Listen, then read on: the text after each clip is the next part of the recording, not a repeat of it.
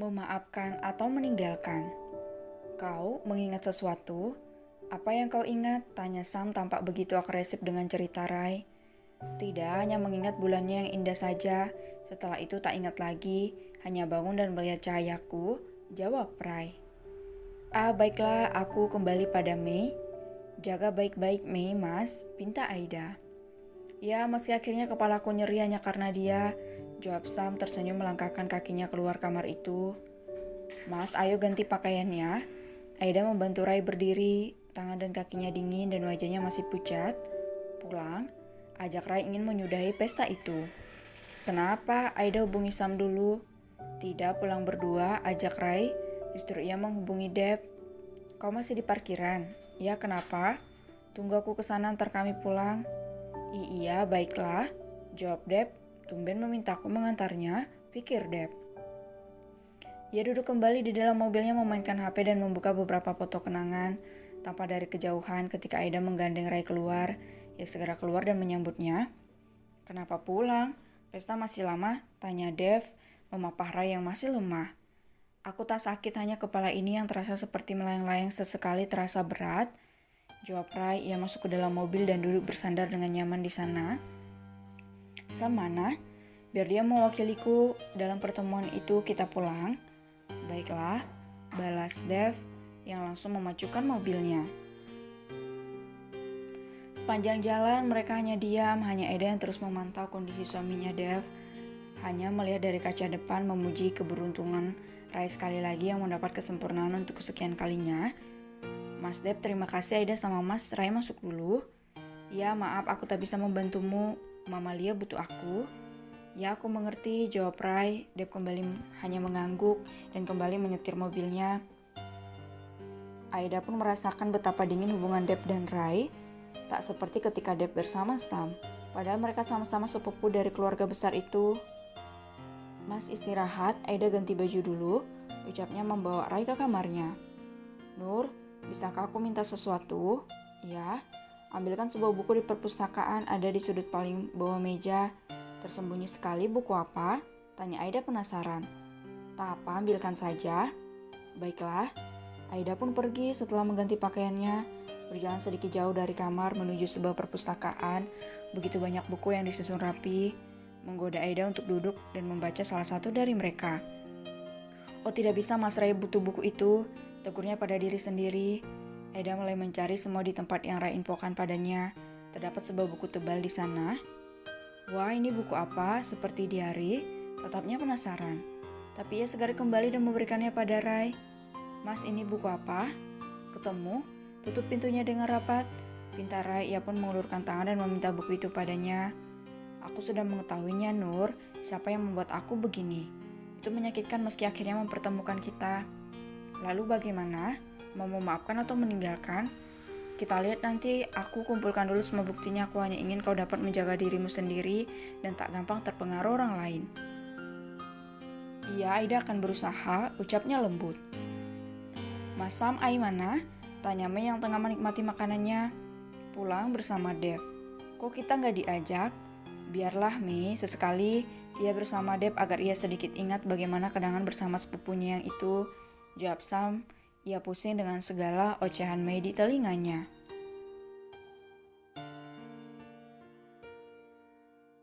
Menyebalkan. Sayang, bangun, hari sudah pagi, bujuk Rai pada istrinya yang masih begitu nyaman terlelap. Aida menggeliat mengangkat tubuhnya dan duduk dengan mata yang masih terpejam. Begitu sulit rasanya hanya untuk membuka mata. Hei, ayolah, ini sudah nyaris siang. Biasanya Nur yang selalu mengomel ketika Tono kesiangan. Tapi masih ngantuk banget, keluh Aida yang kembali ambruk di ranjangnya. Nur, Aida? Iya, Aida bangun. Mulai galak deh.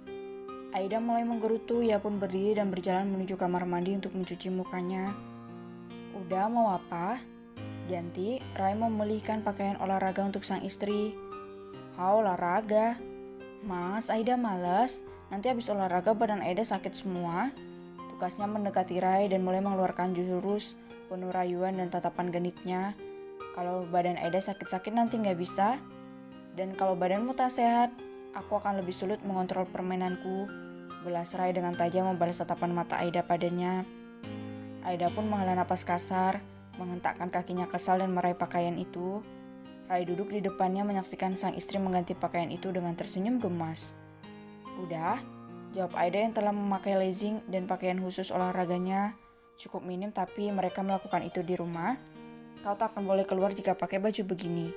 Colek Rai genit, ia pun tak segan mengikat rambut Aida agar tak mengganggu olahraganya nanti. Aida hanya mencubit kesal mengikuti Rai yang berjalan dengan menggandeng tangannya. Ia membawa sang istri ke ruang belakang, banyak peralatan olahraga di sana, bahkan nyaris lengkap. Kenapa nggak ke gym? Tanya Aida.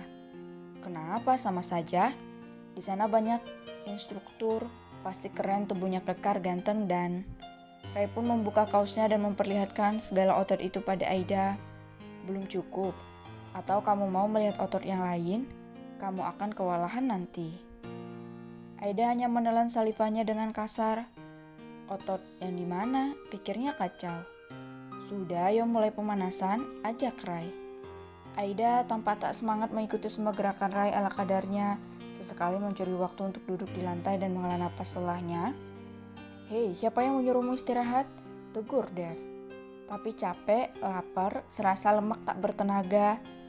Lebay Aida. Hais, wanita ini, sini. Tarik Rai lalu membawanya bergeser ke tempat yang digelari karpet di bawahnya. Ia pun berbaring dan kedua lengannya dijadikan penahan kepala. Duduk di sana, tunjuk Rai dengan bibirnya.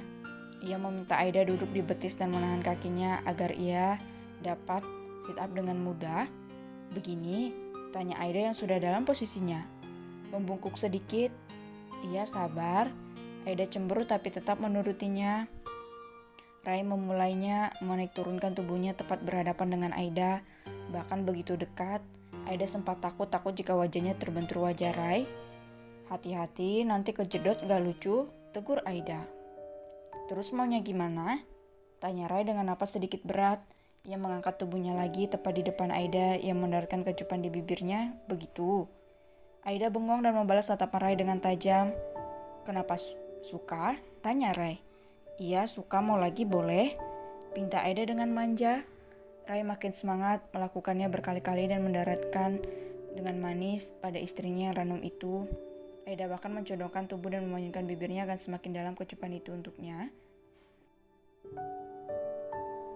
Mami Bianca naik ke atas. Ia memang sering olahraga ketika hari libur.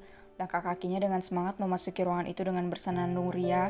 Tapi pemandangan menyebalkan pun ia lihat dengan begitu kesal. Menyebalkan? Harus kamu lihat itu pagi-pagi?